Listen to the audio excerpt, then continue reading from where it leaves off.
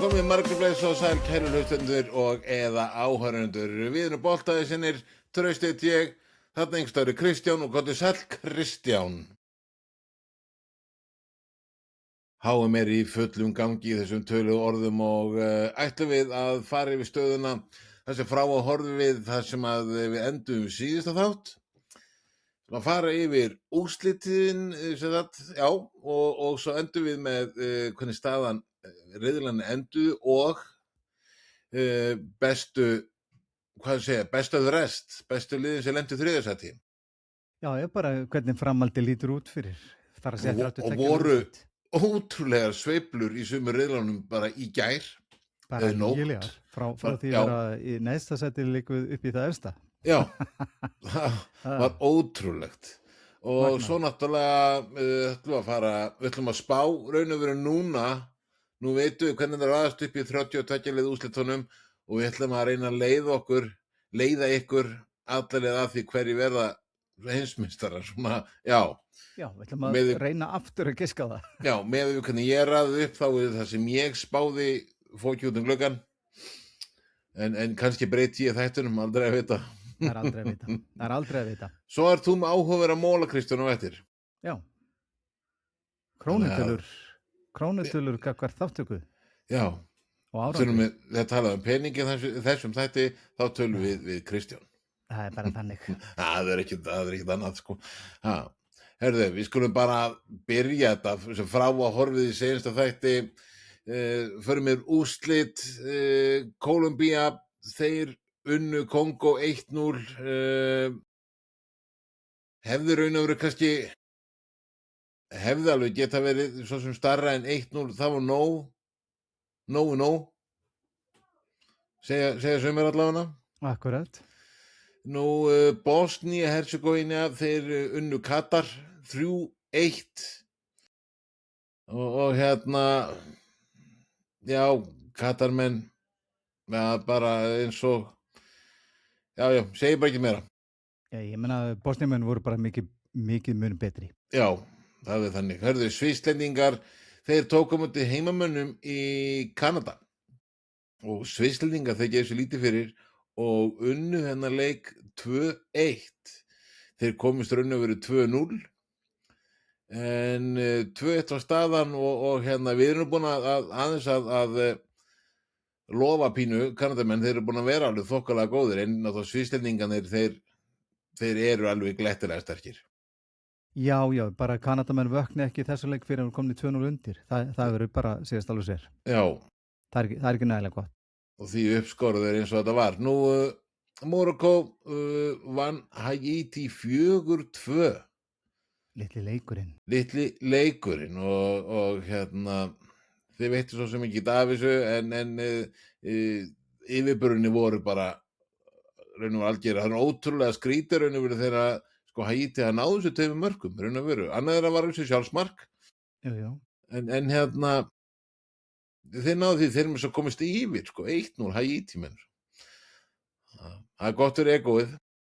Heldur betur, en það dugði skamt. Það dugði skamt. Herðu, Skotar tóku á móti Brasilíumönnum í sínum lokaleik. Skotar voru bara ágæti stöðu fyrir þennan leik.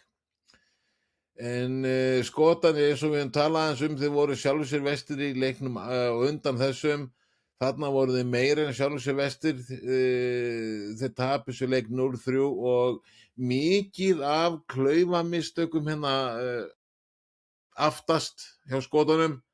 Já. Og þetta tap 0-3 gegn Brasilíu fyrir Skotana, það verður þess valdandi að þeir komu sér í djúpan skít upp á það að reyna að vera eitt af þessum best of the rest liðum til að komast áfram. Algjörlega, ég meina Skotar mættu til leiks án þess að hafa nokkra trú á þessu verkefni og það sá maður frá fyrstu mínútu og þetta var ömurlegt að horfa á þetta. Já. Tartan Army, þar að segja áhangendur Skota voru stórkostlegir, reyndu allt þess að hvetja áfram en viðbrögð frá leikmönnum Skota voru 0%. Þetta var ömurlegt. Þetta var ömurlegt og Brasilíumenn náttúrulega eru bara alltaf og verða alltaf Brasilíumenn. Vinicius gerir 2 og Cunha, hann heldur áfram að skora. Nákvæmlega. Hann var frábær á þessu móti. Já, hann búinn að vera betri en enginn í þessu liði. Heyrðu, svo hélt þetta nú áfram, Tékkar, Mexíkó, Tékkar tapa þessum leik.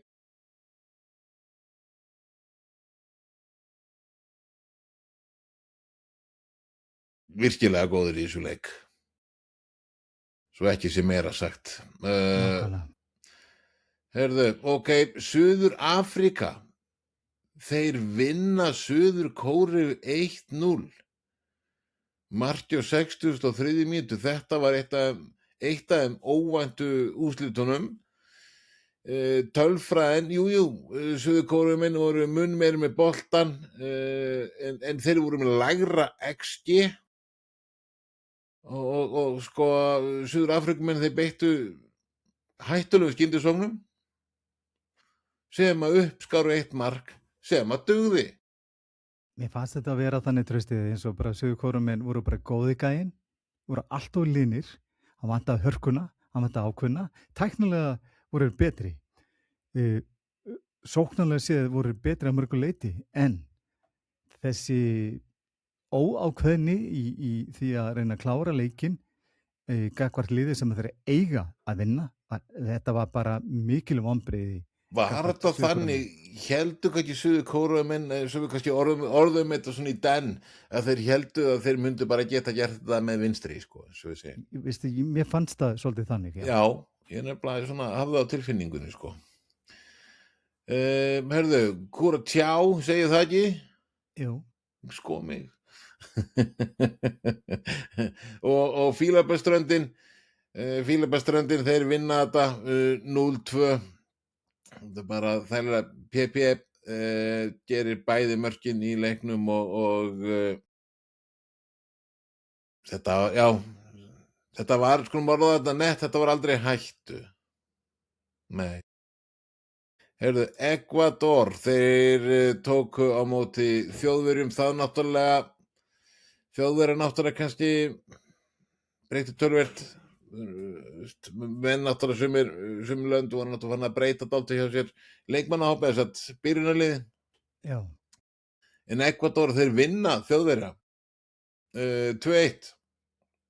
Maður hélt nú, sko, þetta Slír og Sani skora snemma á annari mínútu, að Þjóðverjar ætla bara að klára þetta bara með stæl, nú var bara valt yfir það, en annar kom á daginn, Ekvadorum þeir jafn á 9. mínútu og skora svo sigurmarki á 77.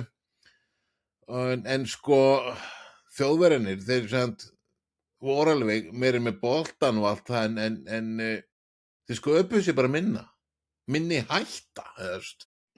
Já, þetta bara típist fyrir lið sem búið að tryggja sig og mætir í leik og gerir það hálfum hug og þeir fengu það svo sannlega í bakið. Ekvador menn gerðu bara vel, fannst mér að vinna Þjóðverja, en ég var fyrir miklu vonbrigði með leik Þjóðverja í þessum leik. Já. Algjörlega. Ég bjóstu mikið meira. Ég held að þeir myndi hafa mandum í sér að klára verkefnið, en þeir gerðu það ekki. Nei. Hörðu, Japanar tók á móti í Svíunum nú í fyrstu og svona bara vel kannski, sko, ég veit ekki hvernig ég orða nett, sko, Japanar bara fyrirhluta leiksins, þá voru þeir bara betri. Og þeir komist yfir á 57. mínútu Japanir, þá bara eins og þeir hafa ætlað að verja bara sinn hlut, bakka og Svíar bara fara á bragðið. Og þeir jafna á 62. mínútu, ég ætla að segja með flottu marki frá Elanga, 60. flottu mínútu. Mjög flott mínúta. Já, mjög flott mínúta, en sko, raun og veru Svíar hefði alveg getað stólið þessu. Já, ég meina, sjáum til Trausti, það Guðmur Rulla sem mjög einföld, hún segir sóknin besta vörnin. Þarna sýndu bara Japana það að þeir ætluðu sér að reyna að halda sínum hlut sem að kom þeim svo sannarlega í bakið þeim og þetta bara hluti sem að getur verið rosal dýrkeypti þegar þetta svona móti. Nú, Svíar gerðu vel að vinna sér inn í leikin aftur fannst mér, en þú getur ekki verið í svona leik og ætla að reyna að halda fengnum hlut á móti þetta sókndjörfi liði eins og Svía. Þetta bara virkaði ekki, þeir fengu til bakið, vel gert á Svíum að Já, ná í þetta jafntefli. heldur betur. Herðu, Túnisar fengu Hollendingar í heimsókn og þetta var svo sem engin stórfræði. Skulum bara orða það þannig að Hollendingar vinna þetta 1-3. Það var þægileg skrifstofu dagur hjá þeim. Nú, föstudaginn verður komið þangað Paraguay, Ástralía 0-0. Nú, þessi leikur, já, hvað varst þér? Þetta var kannski ekki beint kannski leikur sóknana þannig, eða þú veist. Nei, þetta var bara bragðdautt og leiðilegt. Já, en já, Þannig sé ég það. 0-0. Hörðu, Tyrkirnir sem voru farnir heim staðfest fyrir leik gegn Bandaríkjamönnum. Þeir gerðu sér lítið fyrir og unnu Bandaríkjamenn 3-2, skoruðu sigurmarki á 98. mínútu og Bandaríkjamenn með sitt fyrsta tap. Gerðu hvað? 6-7 breytingar á byrjanliðinu fyrir þennan leik á móti Tyrkjum. Já, Bandaríkjamenn byrjuðu bara leikinn ekki nægilega vel og svona, mér fannst svona heilt yfir hlutinu vera þannig að þetta var eltingaleikur hjá Bandaríkjamönnum. Þeir ná að jafna og mér fannst þeir mjög líklegir til þess að bæta við þriðja markinu og sigra leikinn, en nei, það kom í baki á þeim. Tyrkir kláruðu þetta á síðustu sekundu leiksins með síðustu spyrnunni, vel gert hjá Tyrkjum að sigra Bandaríkin, en þetta breytti ekki nokkru máli í raun og veru Bandaríkin. ekki neinu. Nei. Herðu, svo leikur sem margir biðu spenntir eftir að Noregur, Frakkland, en Normenn gerðu bara mjög einfælda breytingu. Það var bara eiginlega, þið breyttu eiginlega bara öllu. Já, það voru 10 manns úr byrjunlegu síðasta leiks. Það er sko bara sturlað að menn skuli fara þessa leið, en einhver síður, þetta er sniðugt. Hvíla fyrir framhaldið. Þetta er sniðugt á einhverjum leitum, sko, kannski vont, kannski fara inn í 32 liða úrslitin, vitandi það að hafa steinlegið 1-4 fyrir frökkunum og Dembele með 3 og bara frábær leikur í honum, en að samanskapi má ekki hugsa það ef ég veit nú ekki hvort það til þess verður, en ef það fer þannig að Noregur og Frakkar munu mætast aftur, þá væntar það bara eiginlega í úrslitaleiknum, sko, að þá vita Normenn hvernig að spila við Frakka og hvernig Frakkanir spila, en Frakkanir þeir vita ekki hvernig að spila gegn besta liði Noregs.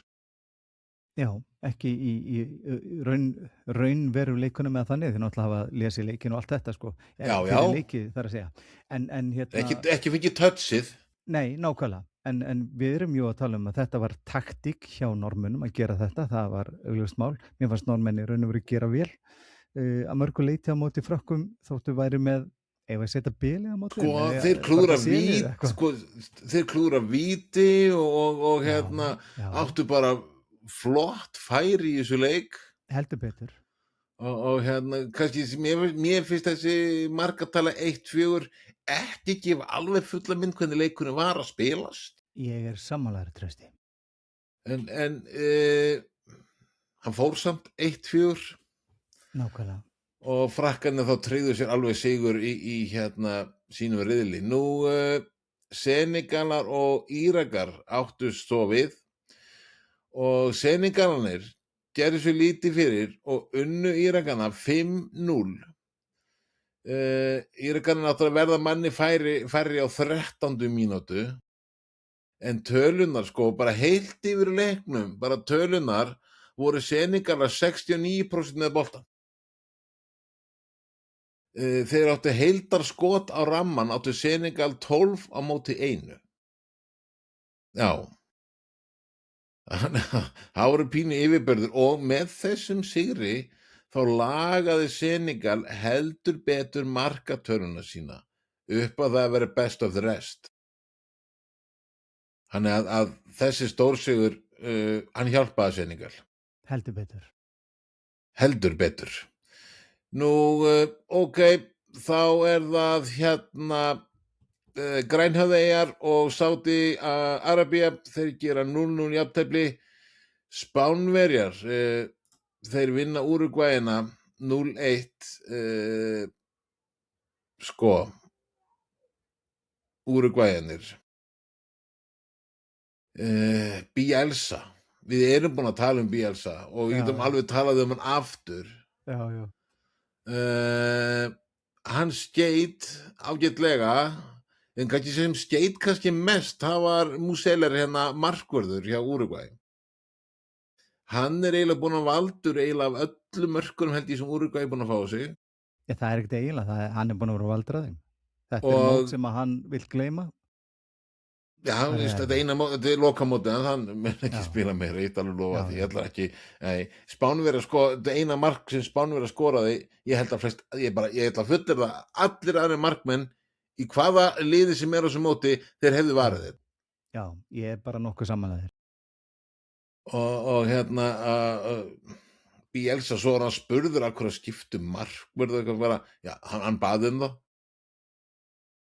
Já, en ég vona fyrir Úrúgvæ, fyrir bara landslýsins vegna að þetta hafi verið lokaleikur Bielsa. Já, hann getur ekki gert meira fyrir liðið. Það er að segja, hann gerir ekkert fyrir liðið og hann getur ekkert gert fyrir liðið. Við skulum bara hafa það á hreinu. Þannig sé ég það allavega. Já, en Spánverjar, þeir vinna þetta 1-0. Nú, Egyptar, þeir tóku á móti Írum og sáleikur endaði 1-1, en það var smá fíesko í þessu leik, sko, bara hvað segja, sko, Íran, þeir áttu alveg stóra sénsa í þessu leik meðan þeir klúra víti á 11. mínútu. Svo var eitthvað hann að hafa í endan 93. mínútu, þá skorar Íranir, þeir halda sigumarkið og sko, fyrst skora bara, Egyptarnir skora, komast yfir 50 mínútu, svo jafnar á 14. Íranir, þeir fá vítið þar á undan á 11. mínútu og svo skoraði þarna, en það var dæmt rangstæða og kannski best að þú farir yfir þetta. Já, sko, náttúrulega undir venjulegu kringumstæðum, þess við sjáum oftast nær, þetta það er að segja, það eru 2 mótherjar, það er að segja markvörður og síðasti varnarmaður sem er í línunni, sem verið að fara eftir, og það er það sem við sjáum yfirleitt, en það sem kannski margir eru búin að gleyma, það snýst ekki markvörð og síðasta varnarmann, heldur það þurfa að vera minnsta kosti 2 mótherjar á milli sín og markalínunar þegar sendingin kemur.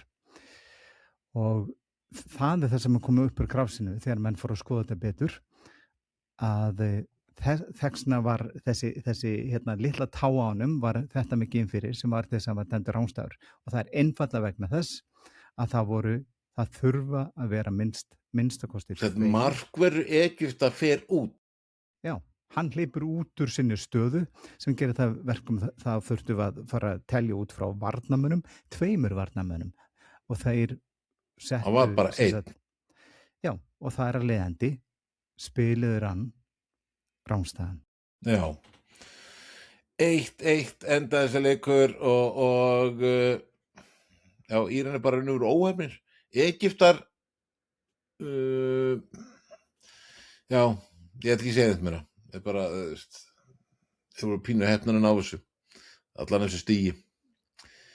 Nýja-Sjáland og belgar, þetta var raun og veru mjög einfalt, hann fyrir 1-5 og var kannski pínu óþarfi fyrir belgan að fá þetta mark á sig. Þetta var besti leikur belga í leiknum og þessi leikur að vinna 1-5 gerði rosalegar vendingar í þessum riðli. Já. Belgar, við heldum þeir voru bara að fara út, þeir voru með 2 stig í riðlinum og jafntefli hefði eiginlega ekki gert neitt fyrir þá, en 1-5 gerði allt fyrir þá. Og já, við förum yfir það á eftir. Króatanir, þeir unnu Ganamenn 2-1, svo sem ekkert neitt óvænt neitt þannig við það.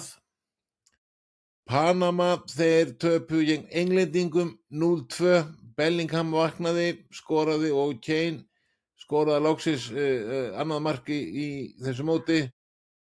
Englendingar voru bara lélir þessum leik, við skulum bara tala hreint út.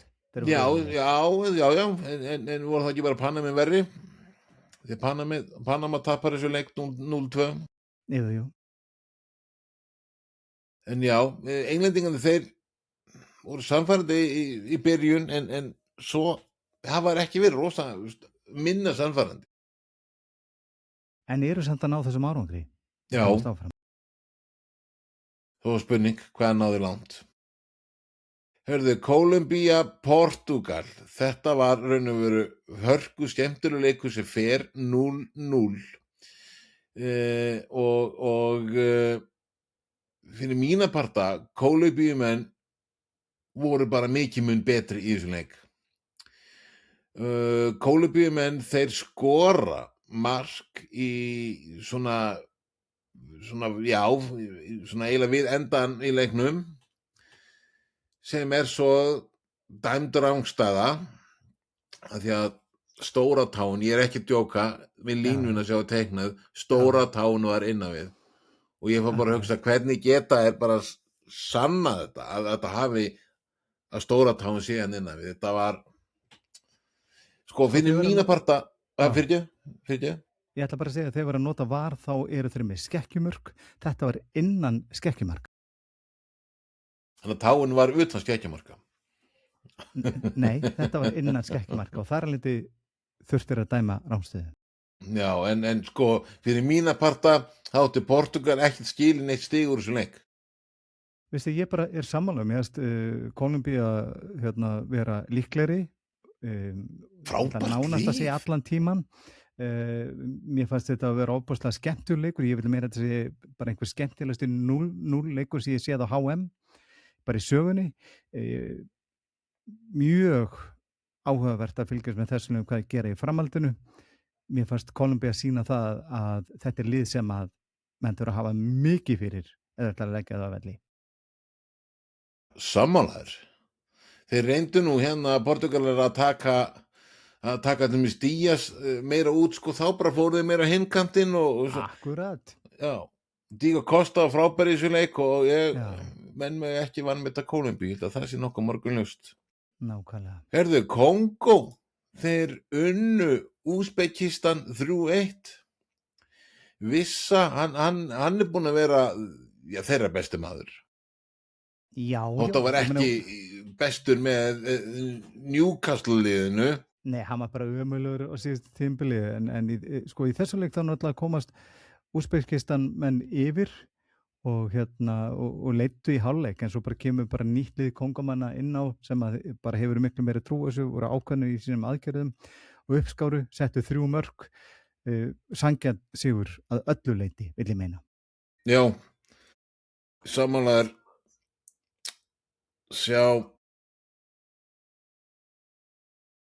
Sammálaður, heyrðu, fyrir ekki, síminn var að hringja, þetta var alveg típist. Hann hringi núna. Bara skell á. Já, ég var að senda úr skilaboðið mitt, ég væri að taka upp og nú er ég að fá svar, ok. Næsti leikur, þá bara stödd skellaugur í það. Og það er bara engin næsta leikur nema bara Jú, það var Alsír Austurríki. Það fór 3-3. Það voru skoruð 2 mörk að sikkur liðinu í uppbótartíma. Mér fannst hreinlega eins og bæði lið voru búin að ákveða það fyrirfram þetta ætti frá jafntefli því að þá myndi bæði lið komast áfram. Mér fannst hreinlega eins og bæði lið væri bara búin að semja sína milli, ligguðu með handabandi. Þetta væri bara jafntefli, en svo skoruðu Alsír menn undir lokin. Riyad Mahrez skorar á 93. Akkurat. En þeir jafn á 97. Vöknuðu Austurríkismenn og hlupi inn eina sóknina og setti 3. markið. þetta var rosalega áhugaverð úrslit en hérna, mér fannst það í sjálfu sér sanngjarnt. Já, þetta er einhverju mynd, ég var sofnaður, ég bara stenglindi þessi leikja væri því að ég horfði á fyrirleikin hérna, Kólumbíuleikin, Já, og svo var ég þreyttur að fara að sofa, ég var búin að stengla þessi leikjum. Hörðu, svo hérna Jordanir, Argentína 1-3 fyrir Argentínu, Messi heldur áfram að skora og hérna Argentín. algjör óþarfi að fá þetta marka á sig Argentínumenn, algjör óþarfi. Já, var það ekki, fá þetta mark á sig? Ég meina, þetta var svo sem alveg ágætlega gert hjá Jordunum en hérna svona hildi við þá fannst mér bara svona upp að getu munin að gera, það áttur ekki að vera að fá þetta marka á sig. Annar leikurinn röð sem Messi hvíldur, hann kemur inn á 60. mínútu, hann skorar á 80. Það eru ekki marga mínútur. Sturlaði gæi, nákvæmlega.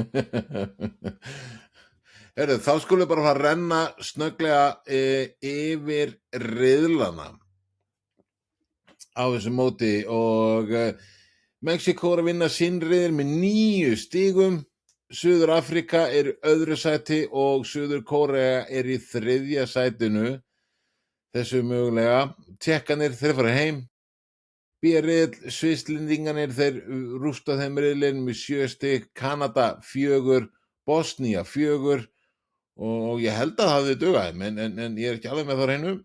Katarmenn fengu 1 stig, fannir heim, Brasilíumenn með 7 stig ásamt Mórókó og Skotar þeir skitu í lokaleiknum gegn Brössunum, þeir eru 3. sæti og þeir eru farnir heim ásamt Haítí. Bandaríkjamenn vinna sinn riðil með 6 stig, Ástralía með 4, Paraguay með 3, 3. sæti einnig með 4 stig og Tyrkinni fengu 3 stig henni og lokaleiknum en það bætti hjálpaði með ekkert og þeir eru farnir heim. Nú, Þýskaland og sko, þeir vinna sinn riðil nú og það Fílabeinsströndin eru öðru sæti líka með 6 stig. Nú, Ekvador er í 3. sætinu með 4 stig og Kúrútsjá eru í seinasta sætinu með 1 stig með -8 mörk, nokkuð gott. Nú, Hollendingarnir þeir vinna F-riðil með 7 stig þar, Japanir er í öðru með 4, Svíar eru í 3. sæti einnig með 4 stig og Túnisar þeir fengu ekkert stig og -10 mörk, fyrst ég var nú að skjóta á Kúrútsjá. Þá skulum nú taka þetta fram líka. Nákvæmlega. Belgarnir, eins og vorum að tala áðan, sigur þeirra 1-5. Þeir voru með 2 stig fyrir leikinn. Egyptanir gera jafntefli í sínu leik, Belgar fá 3 stig og 4 mörk í plús. Sem gerir það verkum að Belgar þeir sigra geriðil með 5 stig með 4 mörkum í plús. Egyptar í öðru sæti með 5 stig og 2 mörk í plús. Svo koma Íranir með 3 stig og Nýja-Sjáland með 1. Nú háriðill Spánverjanir, þeir vinnan með 7 stig. Nú Grænhöfðar, þeir eru öðru sæti hugsaðir bara með 3 stig. Úragvæjar eru í 3. sæti með 2 stig og svo Sádi-Arabía er í 4. með 2 einnig. Frakkar þeir vinna í riðil með 9 stig, Normenn með 6, Senegal 3, Senegal með 2 mörk í plús.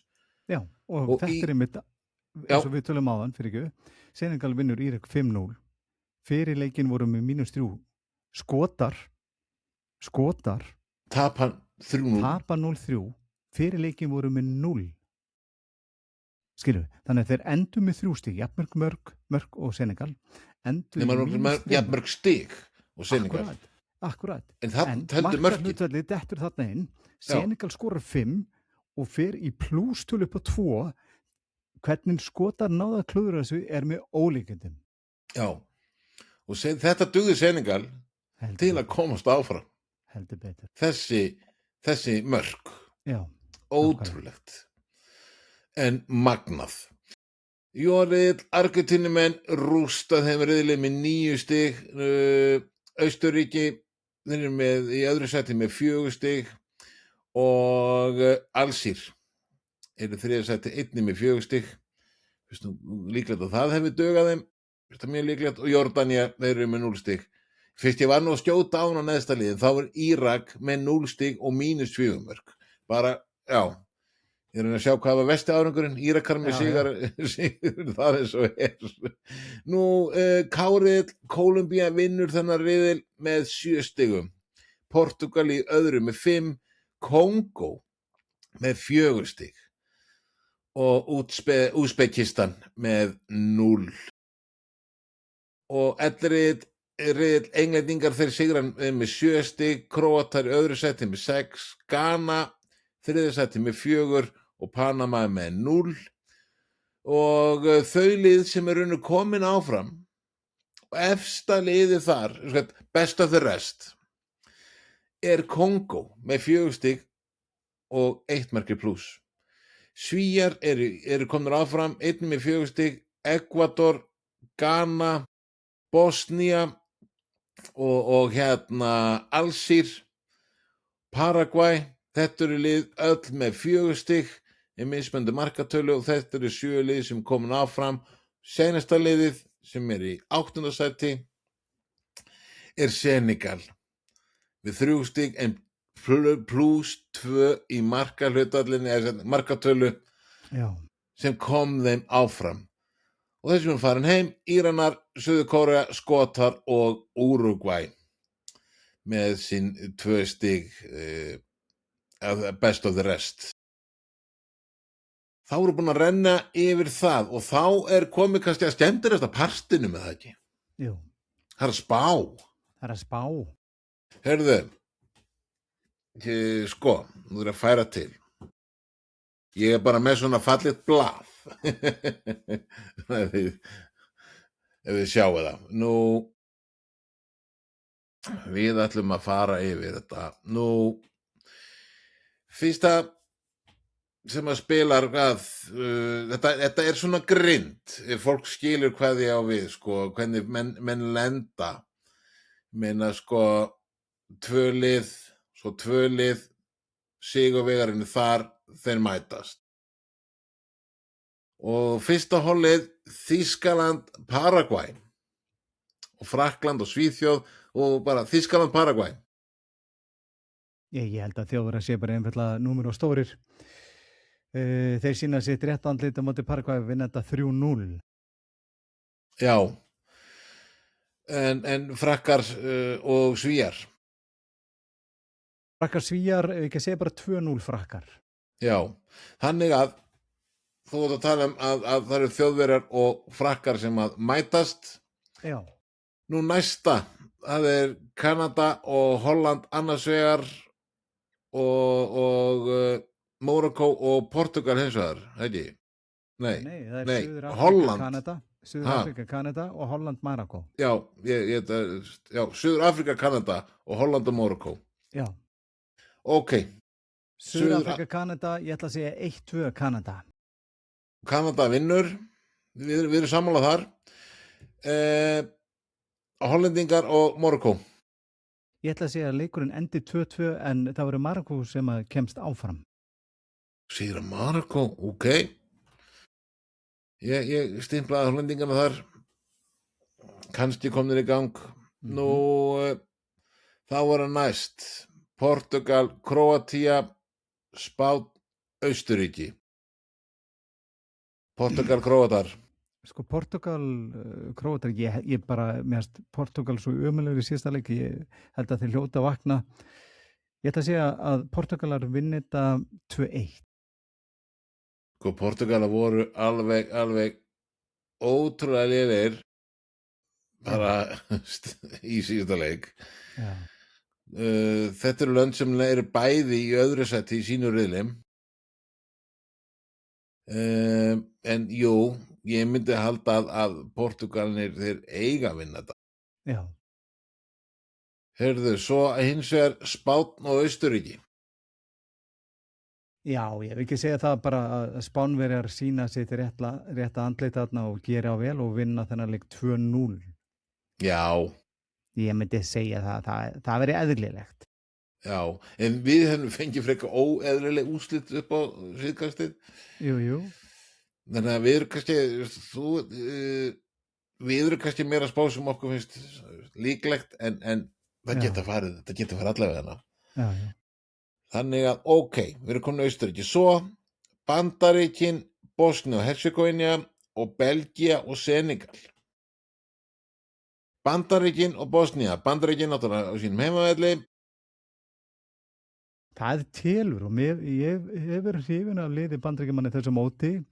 Bosníumenn hafa verið að vinna sér hægt og rólega inn í móti finnst mér, en ég tel að Bandaríkjamenn vinna þetta. Ég ætla að segja 2-1 fyrir Bandaríkjunum.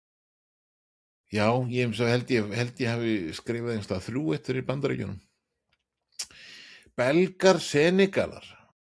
Belgar dettin hérna, þetta er óvænt, þetta er innan stórsigur, Já, voru næstu að fara heim.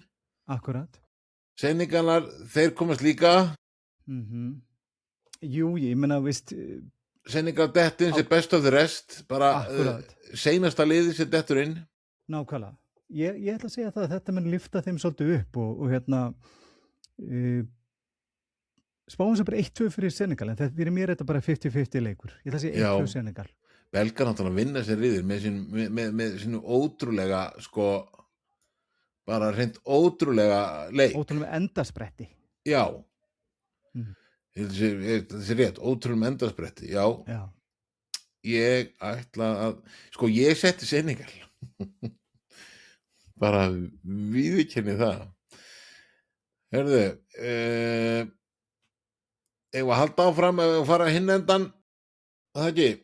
Jú, bara klára með þetta. Já, Brasilía, Japan, Fílabeinsströndin, Noregur. Brasilía, Japan. Brasilía, Japan, ég ætla að segja að þetta fari 3-1. Fyrir Brasilíunum. Hérna er ég með óvænt. Ok. Ég ætla að segja Japanir vinna Brasilíu.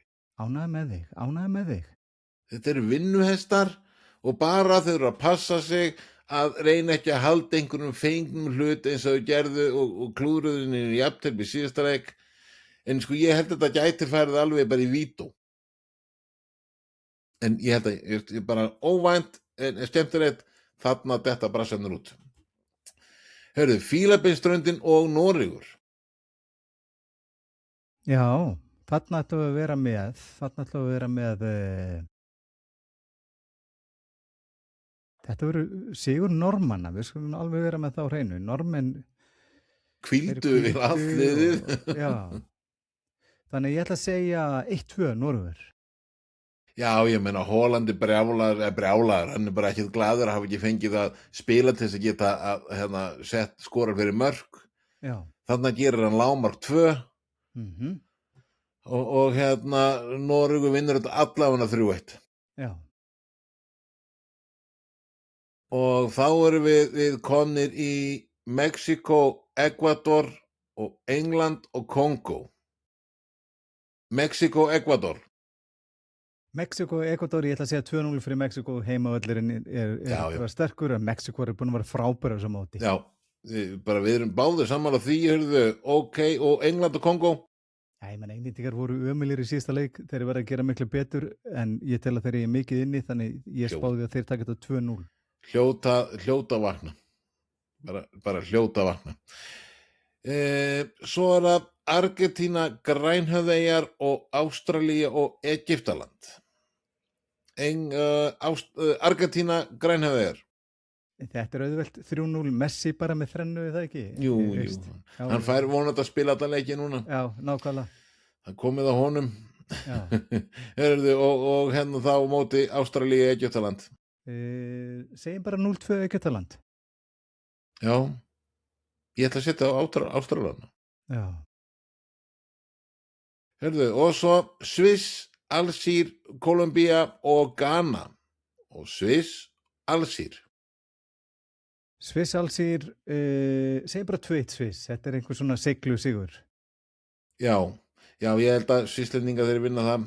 Kólumbía og Ghana. Þetta er bara létt. Kólumbíumenn eru frábæri, búin að vera frábæri á þessu móti. Ghanamenn hefur hins að vera duglegur að skora, þannig til að segja 3-1 Kólumbía. Já.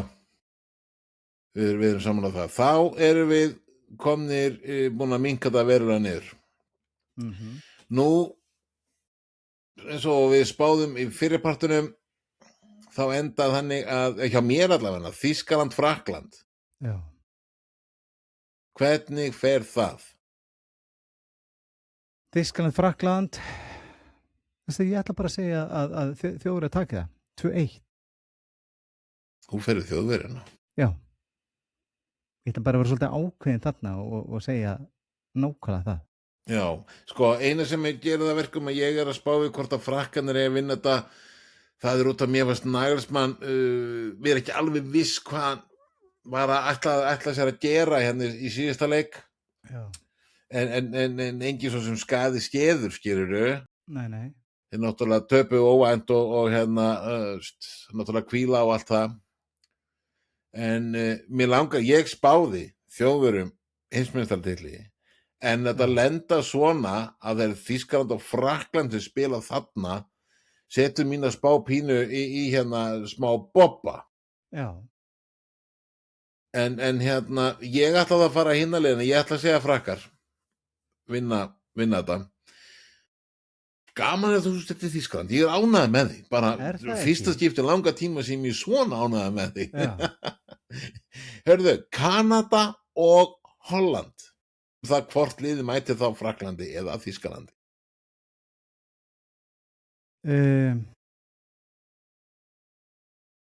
Já. Hvað sagði við þennan leik? Kanadamennum í öðru sæti í sínu riðli. Hollendingar, já, vinna sinn, en engin... Jú, ekki með rétt. Ertu vissum að þetta er Kanada-Holland? Jú, það er rétt hjá þér. Hjá mér? Já, hjá þér, já. Þú varst að rugla með... Þú varst að rugla mig. Já, með Marokko og Kanada. Já, þú er með Marokko og Kanada. Já. Ég er með Kanada-Holland. Ég er ekki með þitt skrifa niður. Nei, ég ætla að segja að Marokko sigri Kanada 1-2. Já. Ég er nefnilega með Kanada-Holland og ég ætla að segja að Kanadamenn vinni Hollendinga. Ok. Þannig erum við komnir alveg bara, sérðu, bara eitt svona, og við erum bara breytt alveg myndinni alveg bara. Já. Hörðu, ég var með Portugal og Spán. Hvað varst þú með? Varst þú ekki líka með það? Ég held það, minni það. Portugal, Spán, ég er með það og ég spái Spánverjum sigri. Já, ég spái líka Spánverjum sigri. Hörðu, Bandaríkin og Senegal.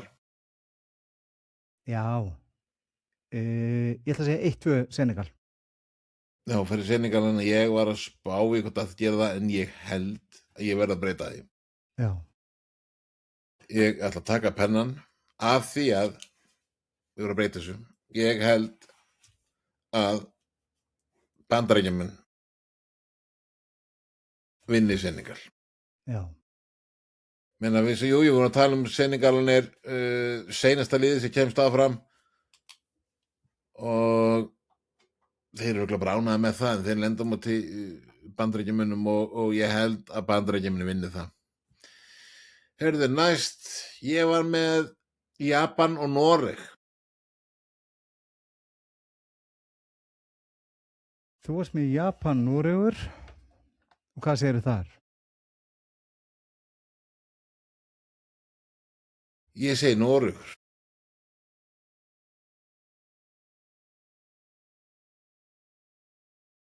Þetta verður Noregur, þeir vinna Japanina.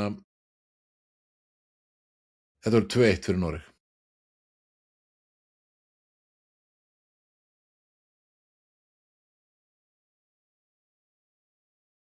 Ef þetta enda þannig að þeir fara að þessi lið, þá sé að Noregur taki það.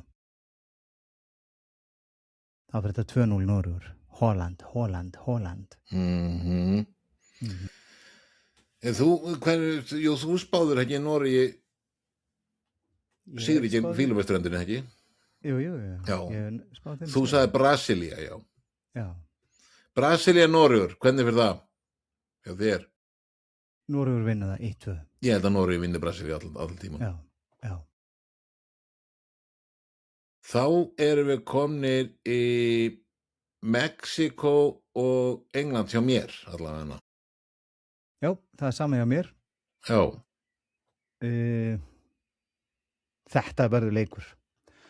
En ég sagði fyrir mót að Englendingar myndi gera vel á þessu móti. Ég ætla að halda mig við það. Þannig ég ætla bara að segja, því ég ætla að segja það, 1-2. Vist, Mexíkóar hafa verið mikið betri á þessu móti heldur en nokkuð Englendingar. Það komið tími til að Englendingar vakni. Þeir segir þetta 1-2. Ef Englendingar vakna ekki í þessum leik, þá fer illa. Það er bara þannig. Það er bara þannig, en ég setti það Englendingar myndi sigra þetta, en þeir þurfa að hafa fyrir því. Og þeir þurfa að vakna. Nákvæmlega. Ef ekki, árið að farið. Já. Nú, Mexíkó, England, Argentína, Ástralía, hjá mér. Já. Þú varst með örugglega Argentínu, Egyptaland. Ég hef með Argentínu, Egyptaland. Já. Þetta er örugt, Argentína vinnur það 3-1. Já, Argentína vinnur þar. Þá það, hjá mér var það Sviss og Kólumbía. Hjá mér var það Sviss og Kólumbía. Ég segi 1-3 Kólumbía. Kólumbíamenn eru búin að vera frábærir og halda fram að vera frábærir. Svisslendingar eru líka búin að vera góðir, en Kólumbía eru bara betri og hérna 3-1 fyrir Kólumbíu er bara mjög líklegt. Já. Nú ég raun og veru ekki komin lengra í minni spá. Ég komin alltaf leið, sko. Já, þú komin alltaf leið. Sko, já. Ok. Þá þurfum við að fara í, eins og ég fara aðeins lengra, það er rétt. Voru ekki komin í, ég komin í þá Frakkana og Kanadamenn. Og við erum að tala semifinals. Já. Ég komin með Frakka, Kanada. Já. Annars vegar og Spánn og Bandaríkin. Ok. Noregur, England og Argentína og Kólumbía. Argentína og Kólumbía. Já. Ok, kom þú með þína spá á öllu þessu leikjum? Frakkar vinna Kanadamenn. Ok. Frakkar gera það. Það verður hérna Frakkar. Já. Svo að Spánn og Bandaríkin, Spánverjar vinna hann. Já. Þannig að ég komin með þá Spánn og Frakkland. Já. Og tveir síðustu. Noregur, England, Argentína, Kólumbía. England.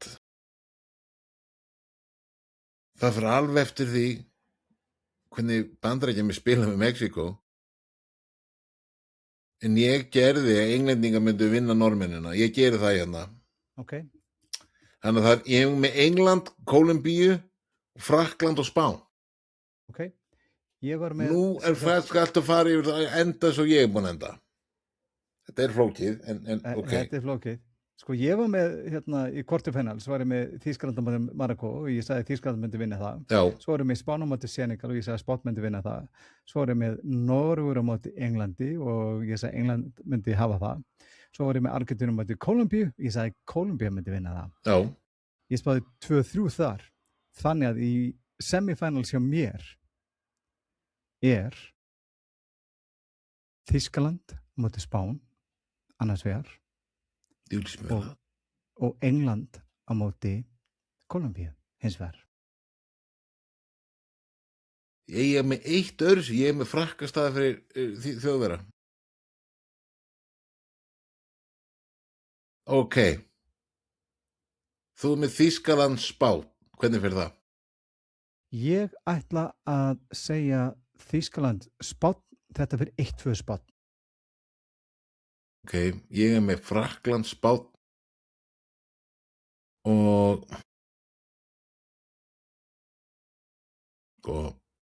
ég get ekki, vá.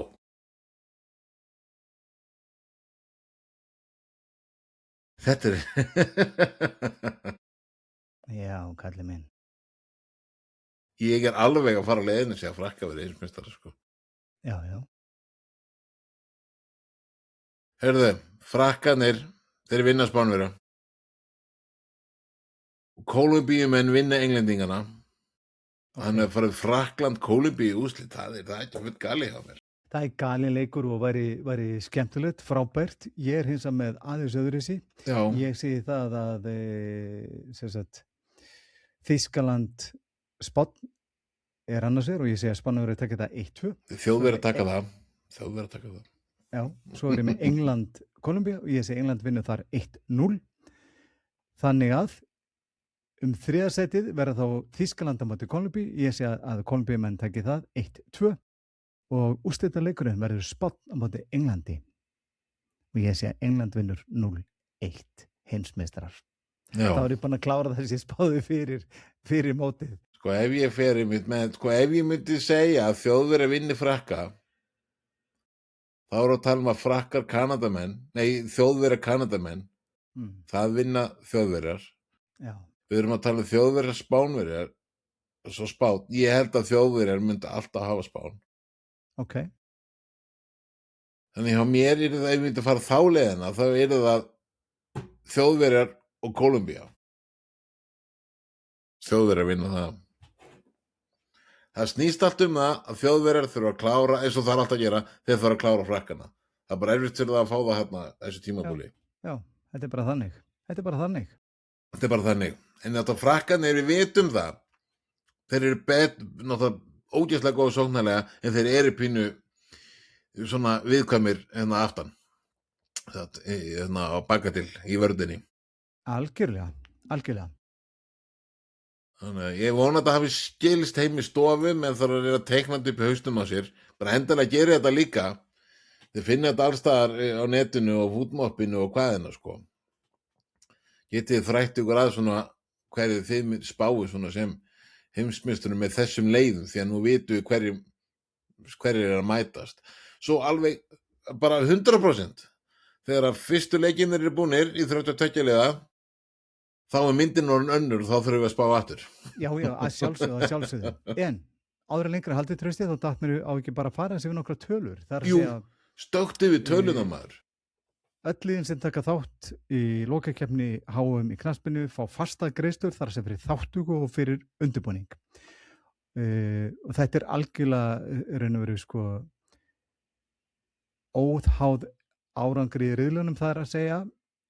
Undirbúningsstyrkurinn eru 316,5 milljónir króna. Hvert einasta lið fyrir 316,5 milljónir króna til þess að undirbúa sig fyrir mótið. Nú, lágmarks greiðsla fyrir þáttökuna er 1,27 milljarður króna sem hvert lið fær. Lágmarks trygging, það er að segja hvert lið fyrir heim með að minnstakosti 1,58 milljarða króna. Nú, svo eru velunum fyrir. Það er að segja falli lið úr leik í riðlakeppninni, þá er heildagreiðslur með styrkinum 1,46 milljarður króna til hvers lið. Lið sem kemst í 32 liða úrslit fær 1,71 milljarð króna. Nú, 16 liða úrslit 2,22 milljarðar króna. Ef að liðið kemst í 8 liða úrslit 2,72 milljarðar króna. Góðan daginn. Ef þú nærð fjórða sætinu, þá eru að tala um 3,73 milljarðar króna.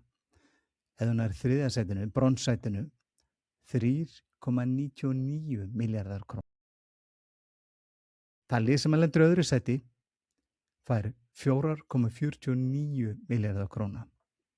Sigurinn, heimsmeistararnir sjálfur, þeir taka heim litlar 6,65 milljarðar króna. Góðan daginn. Vá. Hann má segja að það er til mikils að vinna. Það er til mikils að vinna og náttúrulega bara, veist, þegar maður horfir bara á undirbúningsupphæðina sem að liðin fá, þá er það líka ágætis upphæð. Og þegar maður horfir svona tilbaka, gagnvart Curaçao til dæmis, litli Já. peningur sem að liðið er að fá.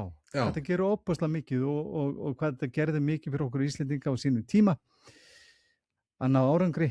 Það er nú flott að vera núna, við hefum getað næstu byggt nýjan Laugardalsvöll. Og þetta er nefnilega nákvæmlega málið.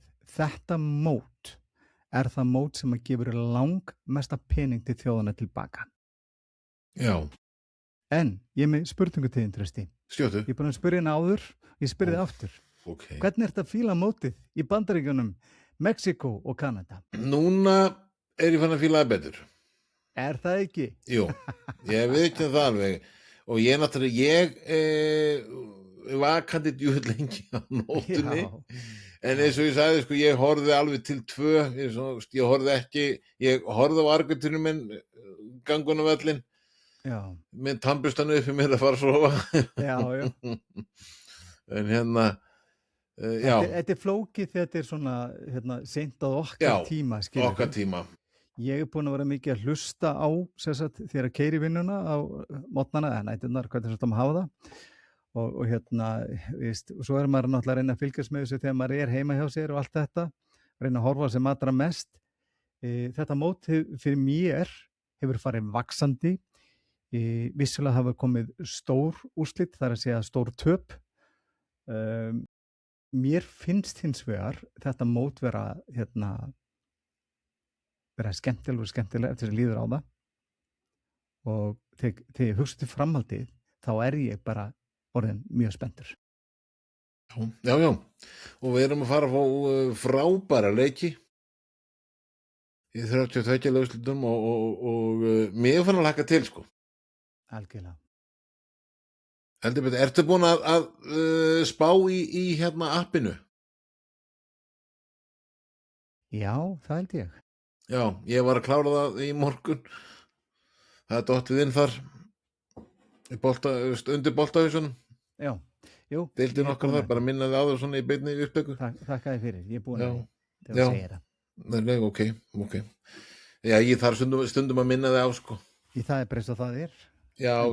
Enda er ég eldri en þú. Já, en það er nú ástæðan fyrir þessu öllu saman. Heyrðu, en ég var að renna í smáttur í slúður. Smáttur í slúður? Já. Byrja að Sheffield United eru langt komnir í viðræðum við City að kaupa Calvin Phillips sem náttúrulega lék með þeim á láni á síðasta tímabili. Já. Þannig að ég finnst líklegt að þetta bara gangi upp. Hann er Calvin Phillips er 30, við höfum ekki séð hann síðan City keypti hann. En við fáum að sjá hann aftur. Arsenal menn hafa lækkað verðmiðan á Gabriel Jesus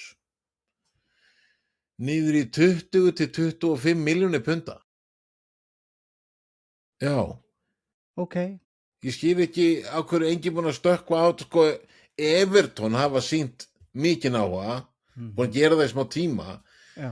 En nú bara spyrum að sig, er þá ekki bara komin tími, er ekki bara Everton að fara að stökkva á þetta? Þeir hljóta geta samið kannski gefa honum aðeins lengri samning en lægri laun.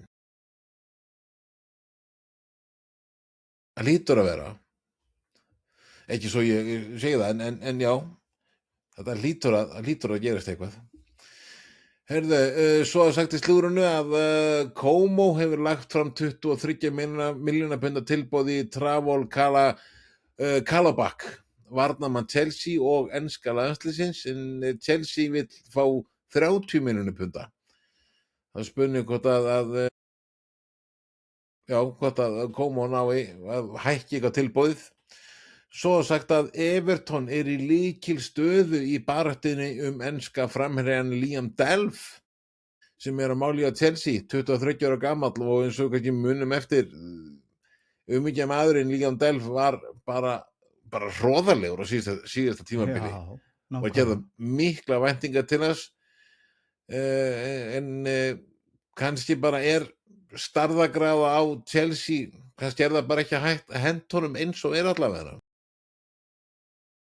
En Everton að vinna því að ná samkomulagi við leikmanninn og ég vonandi bara nær Liam Delf sér þá bara eitthvað strik með Everton. Já.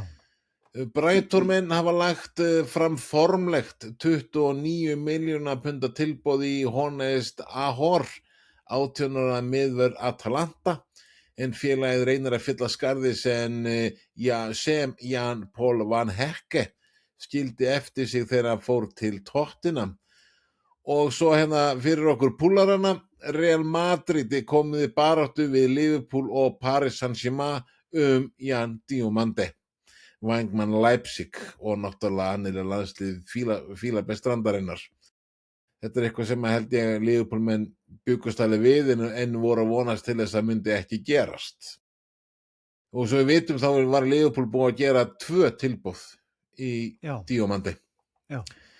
Nú, Argentínumaðurinn og þjálfarinn Pochettino, sem hefur verið orðað við endurkomu í ensku úrvalsdeildina, hann með 4 ára samning á borðinu frá bandaríska fótboltasambandinu.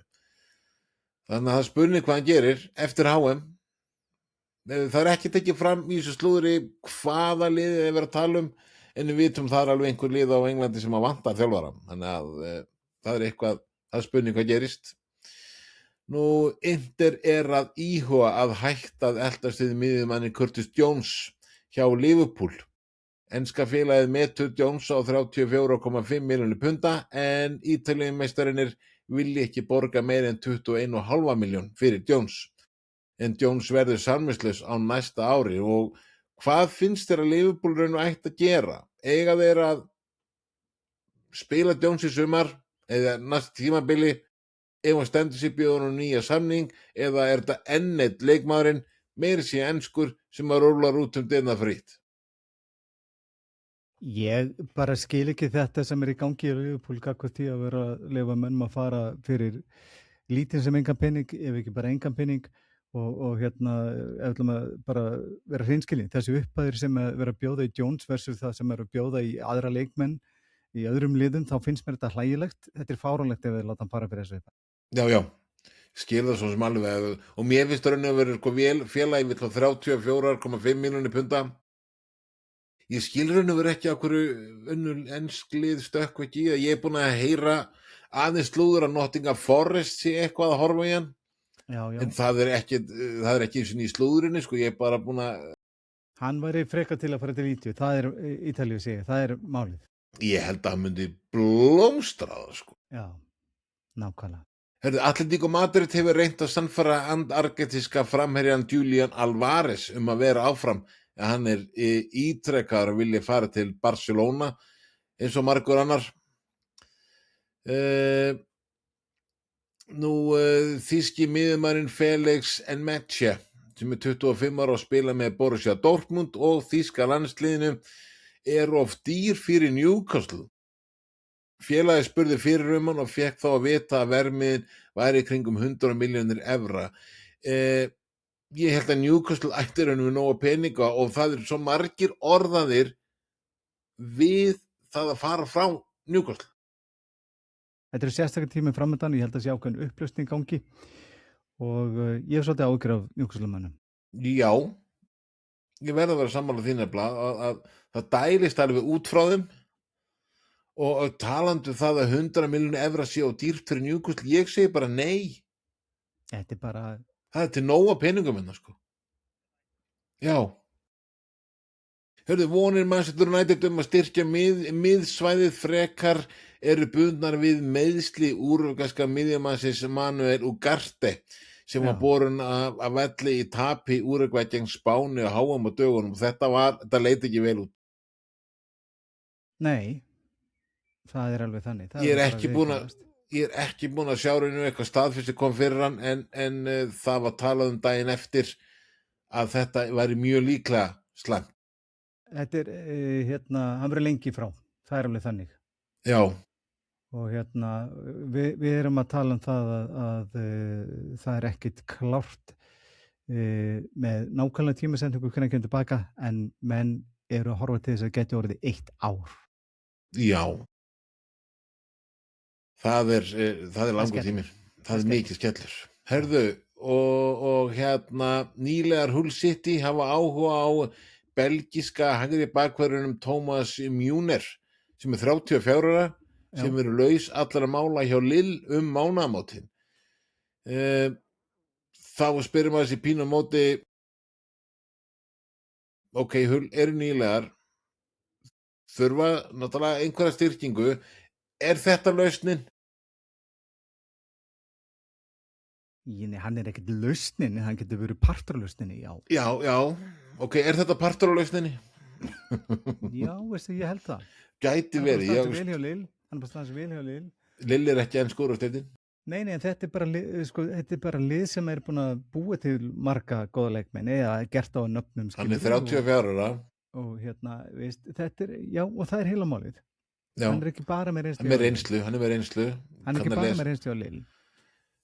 Nei, hann er með reynslu og kann að lesa eins leikinn. Þannig að, já, ok. En þeir náttúrulega eru ekki að borga neitt fyrir hann og ég hugsa að launakröfur er ekki gríðarlega, ekki stjarnfræðilegar. Þeir eru náttúrulega bara að reyna að ná þeirri reynslu pakk. Já, mögulega er það bara þannig og þetta er einu af þeim leiðum. Akkurat. Herðu, Marcus Rashford. Enn einu sinni, leikmaður Manchester United, hann vill snúa aftur til Barcelona eftir að hafa eitt síðasta tímabil þar á láni, en spænska félagið ætlar að bíða eitthvað fram á sumar með að ganga frá kaupunum. Þetta Rashford-mál, þetta er endalaust. Þetta er þessi leiðilegt Trausti. Ég legg til að við förum að hætta að ræða Rashford þannig að þetta er komið á hreint. En það er samt. Einustu viku. Bla, bla, bla, bla, bla, bla, bla. Rashford þetta, Rashford hitt. Barcelona segist ekki vilja borga sig upp að. United er ekkert að fara að fá hann tilbaka. Við skulum bara ekkert ræða hann að dreng fyrir að þetta er bara að koma á hreint. Já. Herðu, það náttúrulega er búið að vera líka náttúrulega mikið orðræði kringum Bruno Guimaraes, leikmann Newcastle, sem að Arsenal er meira farin að horfa í hann, sko. Já. Og hann er þegar launaðasti leikmaður Newcastle með 160.000 pund í vikulaun, en félagið er reiðubúið að bjóða honum nýja samning þar sem að myndi að hann að fá 200.000 pund á viku. Og einmitt Sky Sport menn segir greint frá því að áhuga Arsenal á honum, en félagið hefur ekki samt sett sig formlega í samband við Newcastle og óformlegt tilboð Arsenal hafa hafnað í gegnum einhver milliriðil eitthvað eða milliliði. En það er spurning. Sko, það er sagt á sama tíma hefur Newcastle áhuga á Felix Emekcia, miðjumann Borussia Dortmund, og sagt að hann gæti komið staði fyrir Sandro Tonali sem hefur verið orðaðar við Manchester og Tottenham. Það er bara svo, eins og þú sagðir, það er eitthvað mikið í gangi hjá Newcastle. Þetta er bara því miður fyrir Newcastle menn, þetta er bara að líta illa út og ég vil meina það að þetta sé vegna þess að menn eru ekki búin að taka bara skýra ákvörðun gagnvart ETH og mig grunar að þessi mikil upplausn í gangi og þessi klúbbur er á niðurleið. Já. Ég held það. Hörðu, en svissneski miðjumaður Granit Xhaka hefur náð munnlegu samkomulagi við Chelsea að ganga í raðir félagsins. Það er einhver maður frá Sky í Þýskalandi sem er að segja frá þessu. Nú Xhaka er 33 ára gamall og þessa stundina sem við vitum hann á HM með Sviss. Hann er samningsbundið Sunderland ásins 2028, en samkvæmt þessu manni vill hann yfirgefa félagið og ganga í raðir Chelsea og hann vill alveg ólmur fá að spila aftur undir stjórn Xabi Alonso. Ef þetta gerist Trausti, þá eru þessu kaupur að segja okkur það er komnar áherslubreytingar hjá Chelsea gagnvart leikmannkaupum. Þeir eru ekki lengur bara að kaupa börn, Já, Þeir eru að kaupa já, sér reynslu, mann sem er búinn að standa sig frábærlega, bæði með landsliði og félagsliði. Saka 33 ára, hann er ekki undir 24 ára gamall, sko. Nei, þetta er áhugavert Þetta er og ég vil mjög, meina jákvætt. mjög jákvæða fréttir. Hörru, ég er að sjá hann það bara, þetta er bara nýfrétt Ugarte sem fór meiddur af velli. Ok, Man United staðfestur á heimasíðu sinni að Ugarte hafi meiðst alvarlega á liðbandi og hné og óskanum skjót spata. Þetta er náttúrulega ræðilega frétti fyrir Ugarte, einnig United, og United sem var náttúrulega að fara líka íhuga að selja hann í sumarglugganum, en Ugarte þarf svo sem ekkert af áhyggjur, hann er á 3 ára samning hjá United jú. og félagið á möguleika á að framlengja ári viðbót af því. Já. Þannig að þessi meiðsli setja bæði náttúrulega áallir kannski United að reyna að selja hann og styrkja miðsvæðið eitthvað verulega í sumar. Þau áform er að hann farin út úr gluggan og náttúrulega hjá Ugarte það er líka komið allt á hold. Að sjálfsögðu. Þannig að Frá í 1 ár, eins og ég sagði hann. já, það er vond. Það er mjög En við boltaðum að sjálfsögðu óskumurinn góður bata. Hörðu, það er nú ekki glæsilega fréttir en að Cody Gakpo, leikmaður Liverpool og hollenska landsliðsins hefur beðið um næði og rými eftir að hafa misst ófæddan son sinn. Kærasta Gakpo tilkynnti fréttirnar í gær. Parið áttu von á öðru barni sínu saman en það var drengur sem átti að fæðast í október. Já. Þannig að nú mun Gakpo spila næsta leik. Ég veist það.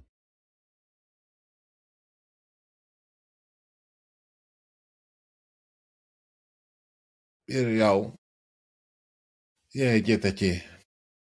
Þetta er eitthvað sem maður getur ekki sett sig í spor hjá. Nei, nákvæmlega. Það er eitthvað svona, er maður bara þakkláttur fyrir það að geta ekki gert það. Nákvæmlega. Heyrðu, erum við ekki bara búnir að renna það sem ætlum að gera? Ég er svo sem ekkert að sjá neitt svona í fljótu bragði eitthvað sem við ættum að setja puttan á einhver púls þar. Nákvæmlega. Í viðbót, þannig að þetta er bara ágætis, ég held að sé að vera ágætis þáttur, ég vona samt að þetta riðlega tala okkar hafi komist til skila. Það komist allan til skila hverju við spáðum sigri. Já. Allavega, það er komið að því kæru vinir, endilega fylgja okkur, ítið á subscribe-takkan og deilið þættunum eins og vindurinn. En ekki hvað, og við strákarnir í boltaðu sem þökkum kærlega fyrir okkar að sinni. Haldið áfram að njóta veislunar á HM. Við komum svo fljótlega aftur þegar að línur fara að skýrast frekar. En þá til næst, verið sæl. Bless.